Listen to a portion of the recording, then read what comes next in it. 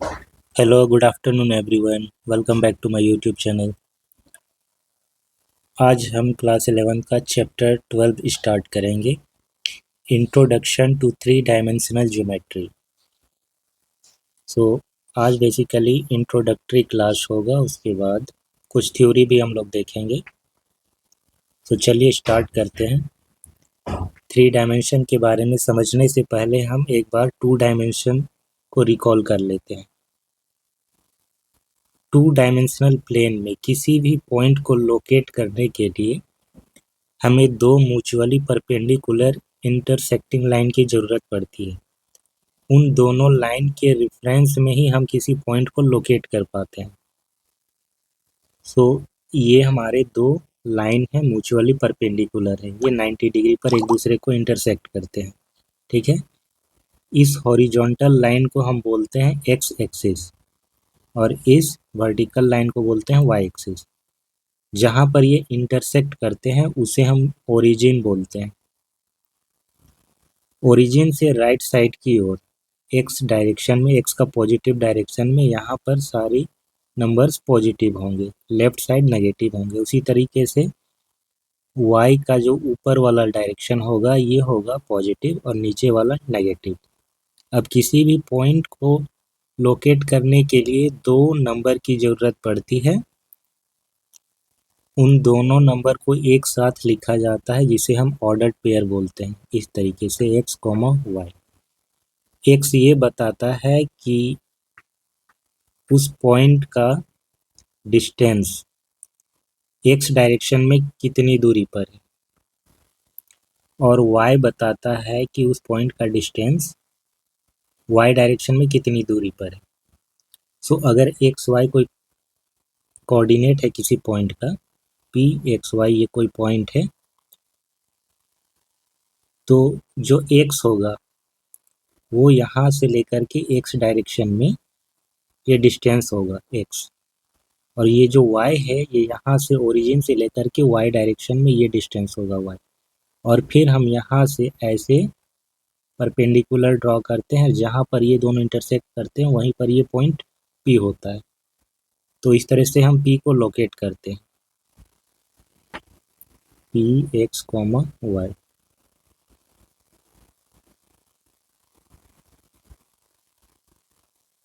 ठीक है, सो जब हम इन दोनों को मिलाते हैं, इंटरसेक्टिंग पॉइंट यहाँ पर P, तो ये जो डिस्टेंस है ये वाला, ये x होता है, और ये जो हाइट है ये y होता है।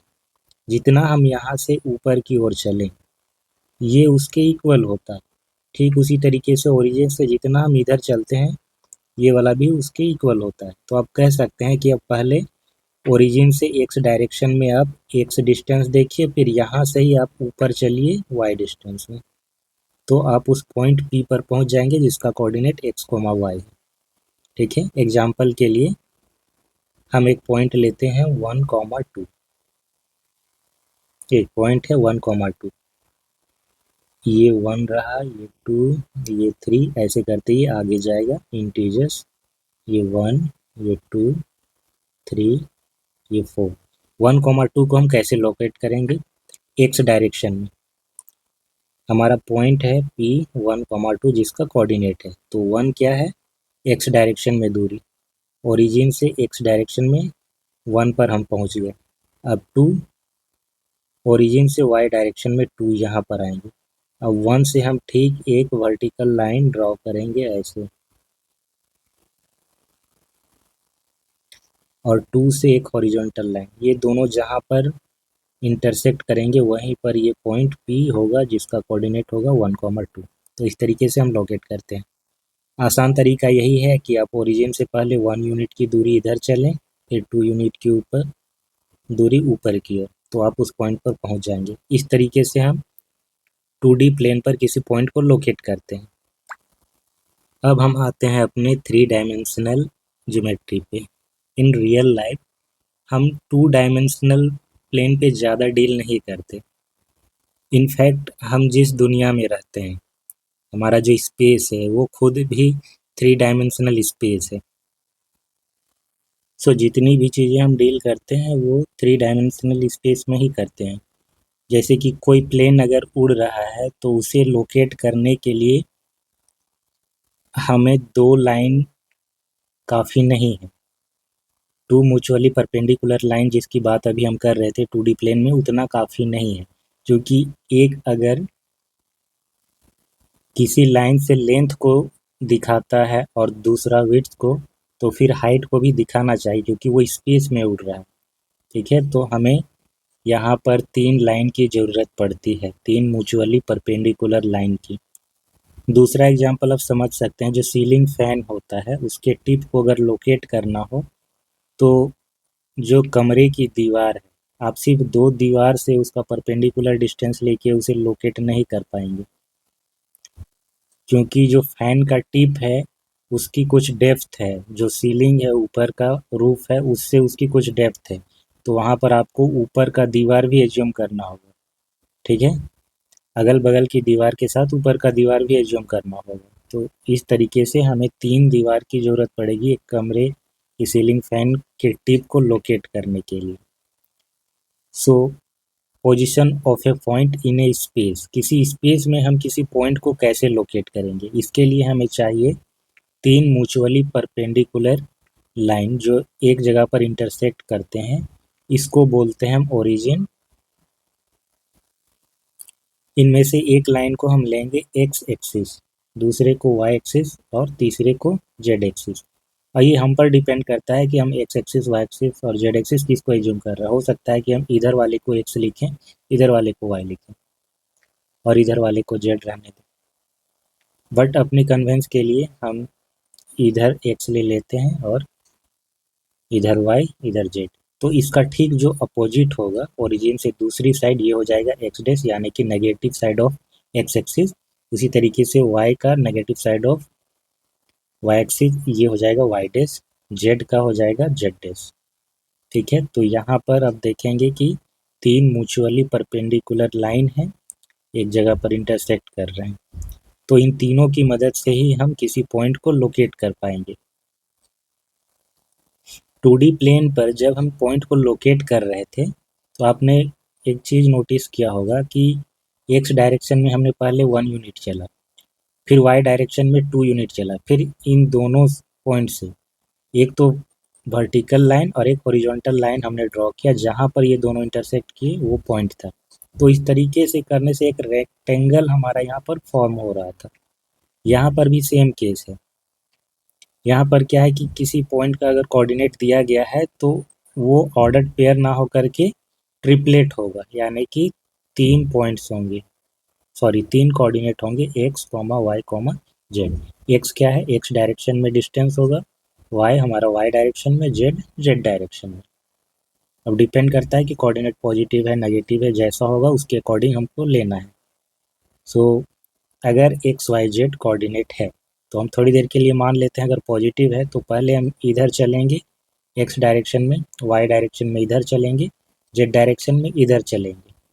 अब यहाँ से क्या करना है हमको कि इस लाइन के पैरेलल इधर ऐसे ड्रॉ करेंगे, यहाँ से हम जेड एक्सिस के पैरेलल ऐसे ड्रॉ करेंगे। ठीक है, ये एक मिल जाएगा। अब जेड से हम वाई एक्सिस के पैरेलल ऐसे ड्रॉ करेंगे, फिर इस पॉइंट से जेड एक्सिस के पैरेलल ऐसे ड्रॉ करेंगे, फिर इस पॉइंट से एक्स एक्सिस के पैरेलल इतना ड्रॉ करेंगे, इस पॉइंट से वाई एक्सिस के पैरेलल इतना ड्रॉ करेंगे। ठीक है, अब इस पॉइंट से ऐसे लाएंगे, फिर ये यहाँ पर और ये यहाँ पर। फाइनली यहाँ पर कोई रेक्टेंगल नहीं बल्कि एक क्यूबॉइड का फॉर्मेशन होता है, और ये जो पॉइंट होता है यही वो पॉइंट होता है जिसे हम लोकेट करना चाहते हैं। इसे हम आगे डिटेल में डिस्कस करेंगे। नेक्स्ट पॉइंट है, नेक्स्ट पॉइंट को समझते हैं, उसके बाद उसे डिटेल में समझेंगे। Coordinate axes and coordinate plane in 3 dimensional space.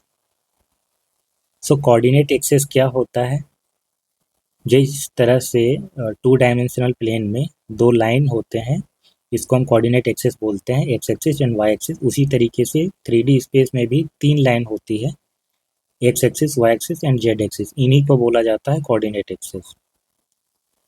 ठीक है, और टू डायमेंशनल प्लेन में क्या है कि दो एक्सिस मिल करके एक प्लेन बनाता है, ये पूरा एक प्लेन हो जाता है।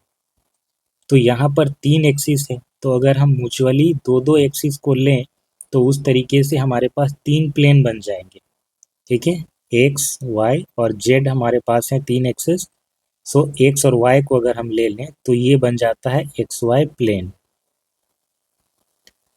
फिर वाई जेड को अगर लेते हैं तो वाई जेड प्लेन बनता है। जेड एक्स को साथ में लेते हैं तो जेड एक्स प्लेन बनता है।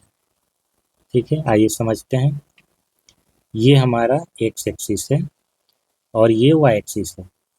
तो वाई एक्सिस और एक्स एक्सिस ये मिल करके पूरा ऐसे एक्स वाई प्लेन बनाता है। ये वाला पूरा कहलाएगा एक्स वाई प्लेन। ठीक है, ये एक्स वाई प्लेन में ये दोनों म्यूचुअली परपेंडिकुलर लाइन है जो इंटरसेक्ट कर रहे हैं, ये दोनों मिल करके बनाते हैं एक्स वाई प्लेन। उसी तरीके से अगर हम वाई और जेड को ले लें, ये हमारा वाई और ये जेड है, तो ये हमारा कहलाएगा वाई जेड प्लेन। अब जेड और एक्स को ले लीजिए, ये हमारा जेड और ये एक्स, तो ये क्या होगा, ऐसा कुछ बनेगा। ठीक है, तो ये होगा हमारा जेड एक्स प्लेन। इस फिगर में समझिए अच्छे से, यहाँ पर प्लेन प्रॉपर तरीके से दिखाया गया है। एक बार हम क्या करते हैं, इसके जो नाम है उसको अपने अकॉर्डिंग लिख लेते हैं ताकि कोई कंफ्यूजन ना हो।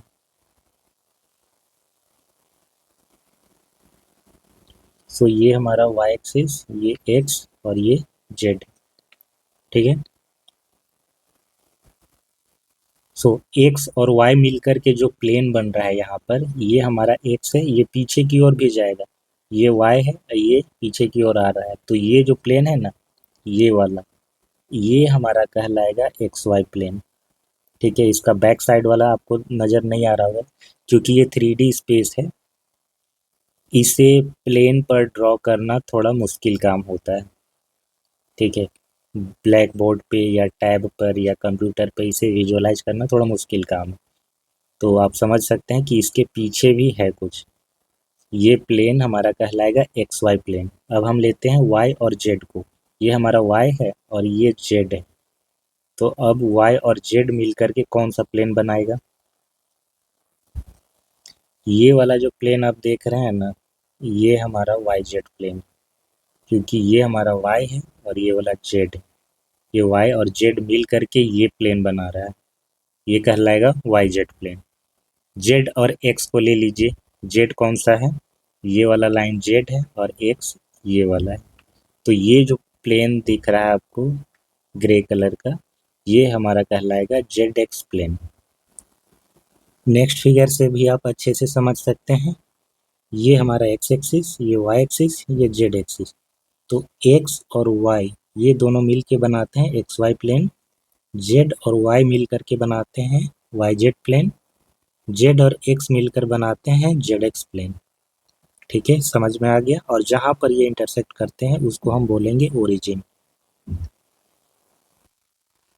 नेक्स्ट अब हम सीखेंगे किसी पॉइंट को कैसे लोकेट करना है स्पेस में।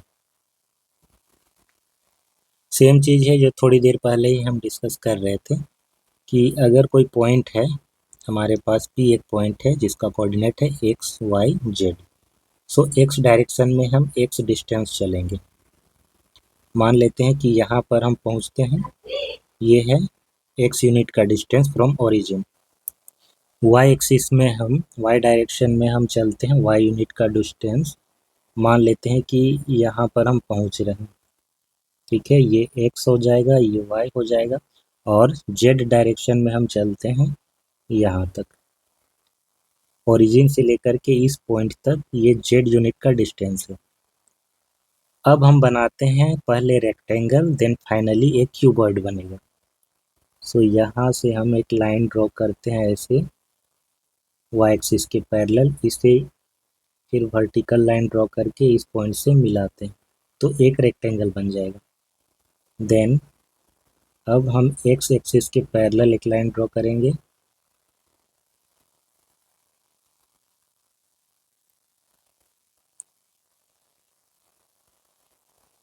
अगेन एक रेक्टेंगल बन जाएगा। ये दिखने में पैरेललोग्राम जैसा है बट ये पैरेललोग्राम नहीं है, ये रेक्टेंगल।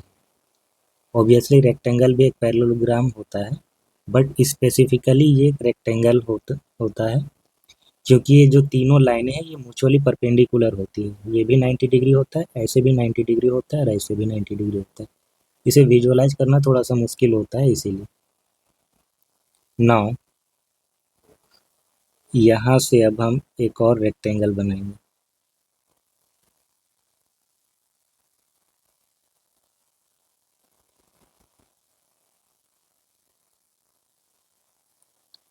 अब इस पॉइंट से हम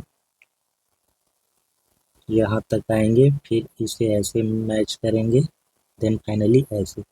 तो ये जो पॉइंट है P, ये हमारा यहाँ पर होगा पॉइंट P, जिसका कोऑर्डिनेट है x, y, z। और ये x, y, z जो डिस्टेंस है ये हमारा x हो जाएगा, ये y हो जाएगा और ये वाला z हो जाएगा। ठीक है। अब अगर ये वाला डिस्टेंस x है, ये डिस्टेंस x है तो ये भी x होगा।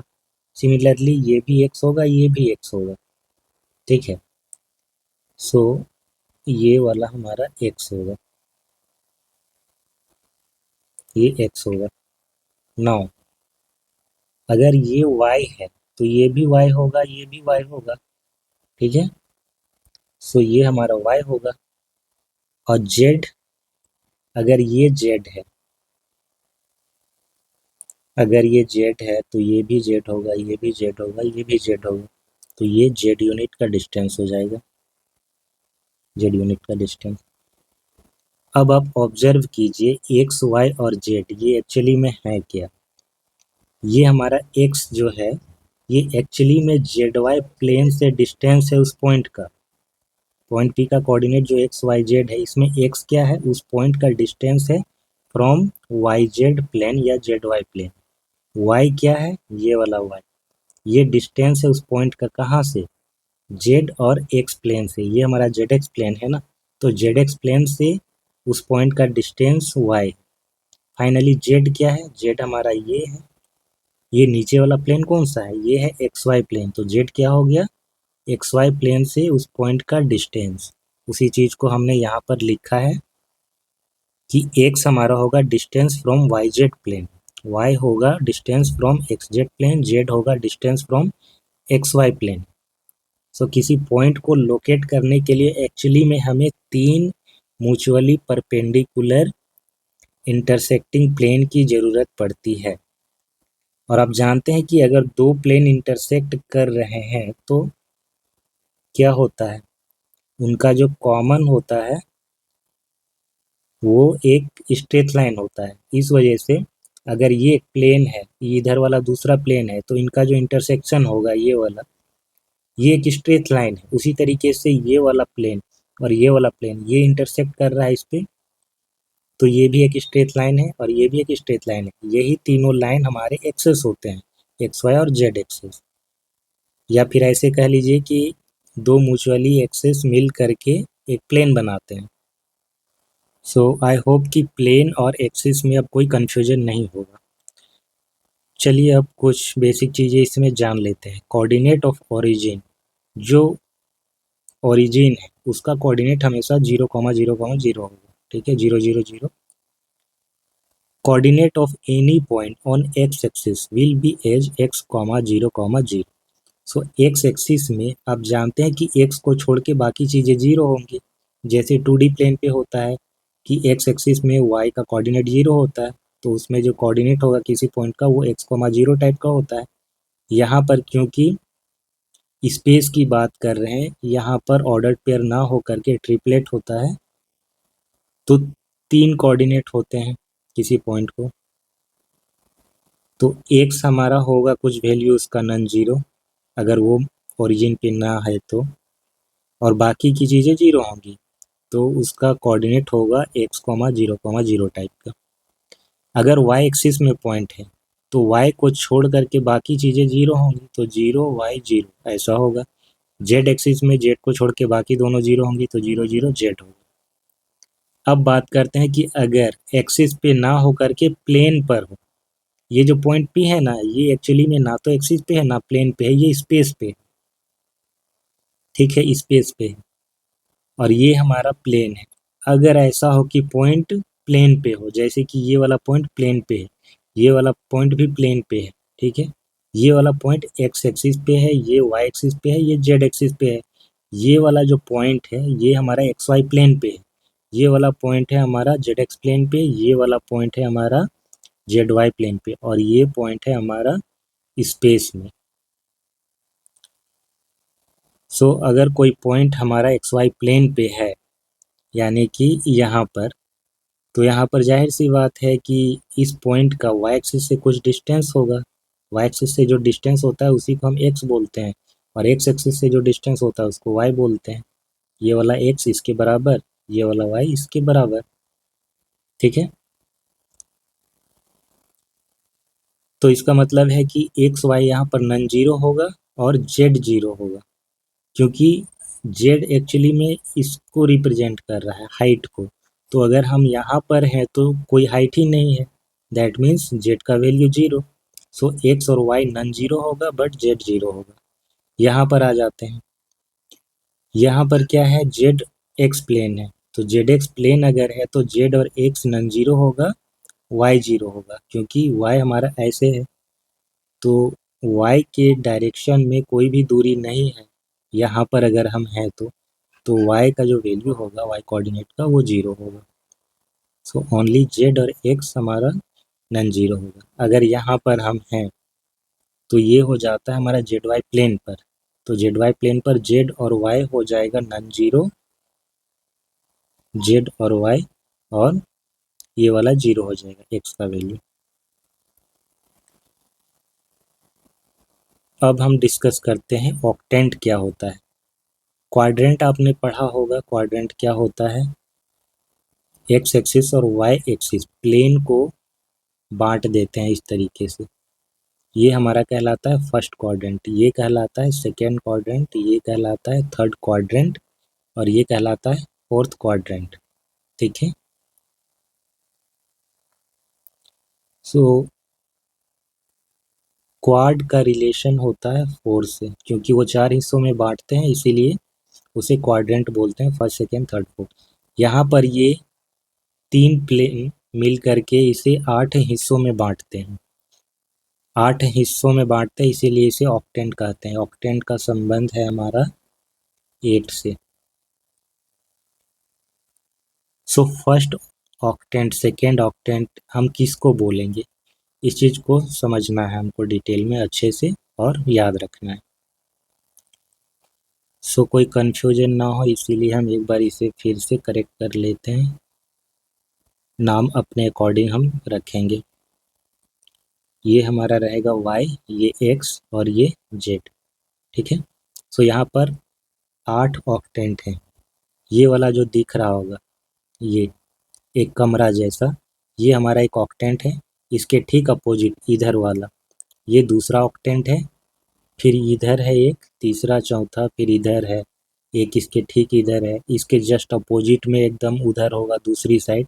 अगर आप ऐसे घूमते जाएं उधर तो इसके जस्ट अपोजिट और इस क्वाड्रेंट, इस ऑक्टेंट के नीचे एक और ऑक्टेंट होता है जो आपको दिख नहीं रहा होगा, और फिर एक ये वाला। तो ऐसे 8 ऑक्टेंट हैं। इसमें फर्स्ट ऑक्टेंट हमारा ये वाला होता है, इसको बोलते हैं फर्स्ट ऑक्टेंट। इसमें एक्स वाई जेड तीनों ही पॉजिटिव होते हैं। ठीक है, इसमें एक्स वाई जेड तीनों ही पॉजिटिव होते हैं। इसके बाद सेकेंड ऑक्टेंट हम इसको बोलते हैं, ये वाला। ठीक है, ये वाला हमारा कहलाएगा सेकेंड ऑक्टेंट। तो इसमें y जो है ये पॉजिटिव है और ये z पॉजिटिव है। इधर वाला जो y होगा ना ये हमारा नेगेटिव होगा, और z का जो नीचे वाला पार्ट है ये नेगेटिव होगा। उसी तरीके से x का उधर वाला पार्ट नेगेटिव होगा। तो जब हम इस ऑक्टेंट में आ जाते हैं तो x हो जाता है नेगेटिव, क्योंकि x इधर पॉजिटिव था इधर नेगेटिव था, तो x नेगेटिव होगा, y हमारा पॉजिटिव ही रहेगा, z पॉजिटिव ही रहेगा। थर्ड ऑक्टेंट यहाँ पर, अब यहाँ पर समझिए कि z तो हमारा वही है, पॉजिटिव है, x नेगेटिव है, y भी नेगेटिव है, तो x y दोनों negative, z positive. Fourth octant ये वाला हिस्सा, ठीक है, ये फोर्थ ऑक्टेंट। यहाँ पर y नेगेटिव है, x तो ये वाला पॉजिटिव होगा, z भी पॉजिटिव है, तो y को छोड़ करके z और x दोनों ही पॉजिटिव। तो ऊपर 4 ऑक्टेंट हो गए, 1, ये वाला 1, ये 2, ये 3 और ये 4। अब वापस आप 1 पर आ जाइए और 1 का जस्ट नीचे चले जाइए, ये होगा फिफ्थ ऑक्टेंट, ये फिफ्थ। तो यहाँ पर y हमारा पॉजिटिव है, x क्या है पॉजिटिव, बट z हमारा नीचे की ओर क्योंकि नेगेटिव होगा, तो ये हो जाएगा positive positive negative, sixth octant, यानी कि इसके जस्ट नेक्स्ट वाला इधर वाला। तो यहाँ पर y पॉजिटिव, z नेगेटिव और x भी नेगेटिव, तो x y दोनों negative, sorry x negative y positive z negative. Then इसके जस्ट अपोजिट दूसरी साइड जो आपको नज़र नहीं आ रहा है, कम्प्लीटली हिडन है, वो होगा हमारा सेवंथ ऑक्टेंट। अब उसमें क्या है, x नेगेटिव y नेगेटिव और z तीनों ही नेगेटिव है। तो सेवंथ ऑक्टेंट ऐसा ऑक्टेंट है जिसमें तीनों ही नेगेटिव होता है, फर्स्ट ऑक्टेंट में तीनों ही पॉजिटिव होता है। फिर फाइनली लास्ट है हमारा एट्थ ऑक्टेंट, इसमें x नेगेटिव है, z नेगेटिव है, सॉरी x हमारा पॉजिटिव है, y नेगेटिव और z नेगेटिव है। सो एक बार टेबल बनाते हैं हम इसका, ये हमारे ऑक्टेंट हैं।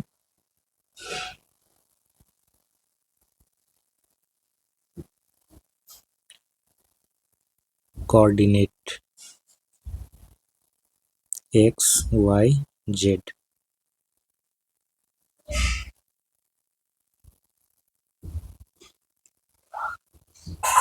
ये फर्स्ट। सो फर्स्ट ऑक्टेंट में तीनों पॉजिटिव होता है, हम जानते हैं। सो ये भी पॉजिटिव होगा, ये भी पॉजिटिव और जेड भी पॉजिटिव। सेकेंड में क्या होगा, सेकेंड में हम क्योंकि एक्स के नेगेटिव साइड चले जाते हैं, तो ये नेगेटिव, ये पॉजिटिव और ये भी पॉजिटिव। थर्ड में क्या है, वाई नेगेटिव एक्स नेगेटिव, ये भी नेगेटिव, ये भी नेगेटिव, ओनली जेड पॉजिटिव। फिर फोर्थ में हम आते हैं वाई के नेगेटिव साइड, एक्स पॉजिटिव रहेगा, जेड पॉजिटिव। सो ये पॉजिटिव, ये नेगेटिव और ये पॉजिटिव। फिफ्थ में हम यहाँ पर आते हैं ना, सो यहाँ पर x positive y positive z negative होता है, पॉजिटिव पॉजिटिव ये नेगेटिव। फिर सिक्स में वाई पॉजिटिव रहेगा, एक्स नेगेटिव, तो ये नेगेटिव, ये पॉजिटिव, जेड नेगेटिव। सेवंथ में तीनों नेगेटिव होता है। क्वेश्चन ऐसे पूछता है लोकेट करने के लिए, ठीक है। क्लास 11th का जो 3 डायमेंशनल ज्योमेट्री है ये बहुत बेसिक है, इंट्रोडक्टरी पार्ट है बस। तो यहाँ पर बेसिक चीज़ें हैं कि पॉइंट को लोकेट करना है, डिस्टेंस फार्मूला का यूज करके डिस्टेंस निकालना है, फिर सेक्शन फार्मूला का यूज करना है, तो बस यही सब चीज़ें पढ़नी है इसमें। सो एट्थ ऑक्टेंट में क्या होगा, एक्स पॉजिटिव है, वाई नेगेटिव है, जेड नेगेटिव है, ये पॉजिटिव नेगेटिव और ये भी नेगेटिव। तो इस तरह से 8 ऑक्टेंट है, आपको कोई पॉइंट का कोऑर्डिनेट दिया रहेगा पॉजिटिव नेगेटिव समथिंग मिला करके, और पूछा जाएगा कि किस ऑक्टेंट में ये लाई करता है, तो आपको ऐसे बताना है, ठीक है। सो मिलते हैं नेक्स्ट क्लास में, कुछ क्वेश्चन करेंगे फिर एक्सरसाइज सॉल्व करेंगे। उम्मीद करते हैं कि आज का वीडियो आपको पसंद आया होगा, इसे लाइक और शेयर ज़रूर करें, चैनल को सब्सक्राइब भी करें। Thanks for watching, have a nice day.